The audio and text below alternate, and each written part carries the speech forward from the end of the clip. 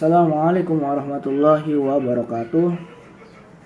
Yang terhormat kepada Ibu dosen pengampu mata kuliah pengembangan media sumber belajar PAIQ, Ibu Hajah Siti Maryam Mundiat. Semoga beliau dalam keadaan sehat walafiat dan selalu dalam lindungan Allah Subhanahu wa taala. Perkenalkan, nama saya Farhan Rizali dari kelas PAIA semester 6 dengan nomor NIM 1908 1010 29. Di sini saya akan mencoba jawab soal dari yang diberikan Ibu Siti Maryam Mundiat. Yang nomor 1 adalah media tidak dapat dilihat dari segi kecanggihannya, tapi fungsi dan peranannya dalam proses pembelajarannya. Maksud dari di sini adalah fungsi dari media pembelajaran adalah untuk membantu peserta didik atau pendidik agar memudahkan dalam pembelajaran, dan peranannya sangat penting dalam dunia pendidikan. Kita tidak bisa mengelak lagi gitu kan. Nah, mengelak lagi karena semakin berkembangnya zaman, semakin berkembangnya teknologi juga gitu kan. Akan tetapi kalau pengolahannya belum maksimal, tapi media pembelajar sudah canggih, nah itu akan tidak maksimal juga. Oleh karena itu adanya media pembelajaran yang canggih namun pengolahannya belum maksimal, itu tidak akan berdampak tidak baik juga dan belum maksimal juga dalam dunia pelajaran. Oleh karena itu media harus canggih, pengolahan juga harus baik. Nah, yang nomor 2 adalah mengapa dibutuhkan perencanaan dalam pengembangan media pembelajaran. Dari artikel yang saya sebutkan, yaitu Kompasiana, menyebutkan bahwasanya perencanaan proses pembelajaran adalah proses penyusunan materi pelajaran, penyusunan media dan metode. Nah, penyusunan berarti kita harus menyusun materi yang diarahkan itu kan. Terus kenapa rencana pembelajaran sangat penting? Nah, dikuatkan oleh artikel dari Ruang Guru bahwasanya perencanaan pembelajaran ini sangat penting karena nanti pembelajaran akan lebih sistematis, akan lebih terarah, itu kan lebih terarah. Jadi tidak ngasal-ngasalan itu kan. Terus yang kedua itu memudahkan penyampaian materi itu kan. Ketika kita mempunyai perencanaan pembelajaran itu kan, kita sudah mempunyai target apa yang harus diberikan kepada siswa. Dalam penggunaan metode apa yang harus dilakukan itu kan. Terus pengaturan dalam pola pembelajarannya, pengaturan ketika sudah perencanaan pembelajaran sudah dibuatkan atau target sudah dibuatkan, nah pengaturan pengolahannya juga harus terarah gitu kan. Kita kalau misalnya di RPP sudah bilang metode ini, ya kita mengadakan metode ini gitu kan. Nah, di situ harus terarah dan pengolahannya juga harus baik gitu kan.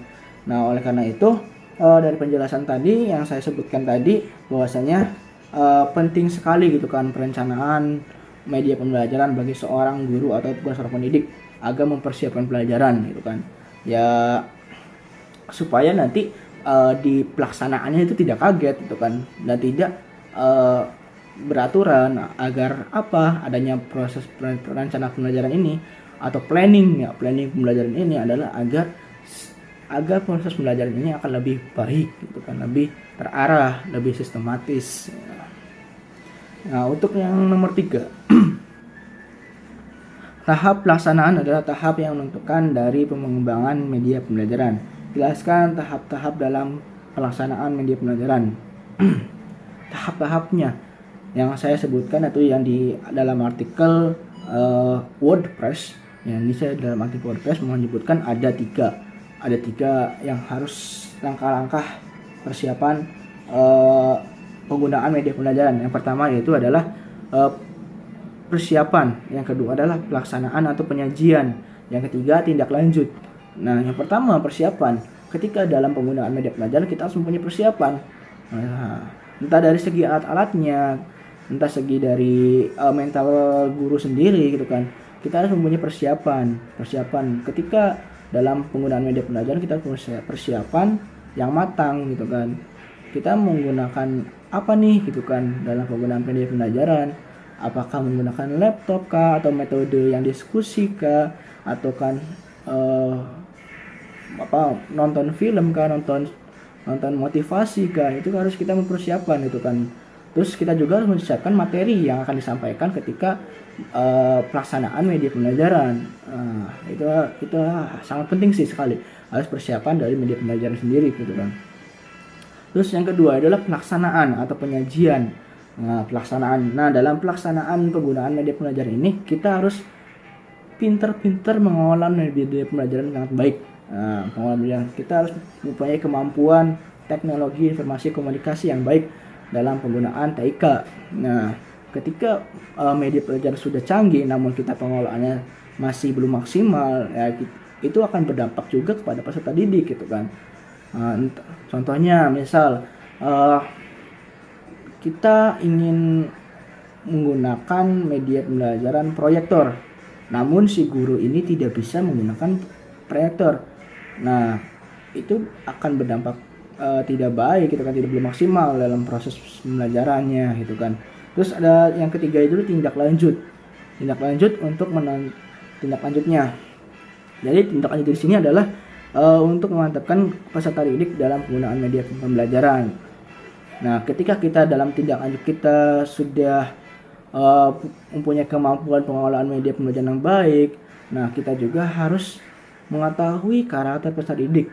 Apakah peserta didik paham penggunaan media pembelajaran yang guru berikan gitu kan. Nah, di sini tanda kutipnya guru ini harus mengetahui karakteristik peserta didik masing-masing. Apakah dalam guru menyampaikan media pembelajaran dapat dipahami dari peserta didik atau tidak gitu kan. Terus soal yang keempat adalah mengapa evaluasi media pembelajaran diperlukan gitu kan. Yang saya temukan dari jurnal Tekrodik adalah evaluasi di sini dimaksudkan agar memastikan bahwa media pembelajaran dikembangkan terjamin kualitasnya yang baik. Nah, evaluasi ada dibagi menjadi dua. Ada tahap awal, ada tahap akhir.